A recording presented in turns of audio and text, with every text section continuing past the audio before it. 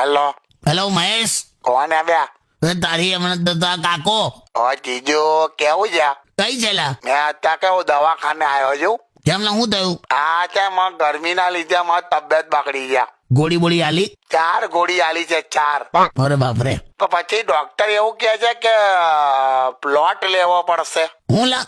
Plot લેવો પડશે એવું કહે છે. પ્લોટ છે નો લા? એટલે તું દવાખાને ગયો છે કે બિલ્ડર પાસે ગયો છે?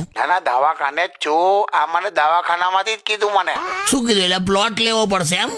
હા એવું કીધું. શેના માટે? તબિયત સુધારવા માટે. એલા તબિયત ના પ્લોટ ને હું લેવા દેવા? એટલે મેં એવું સમજાતું મને એક્ઝેક્ટલી ડોક્ટરે શું કીધું તને? ડોક્ટર કહે છે કે 4 ગોળી લેવાની છે હા અને જમીન લેજો કે. હે?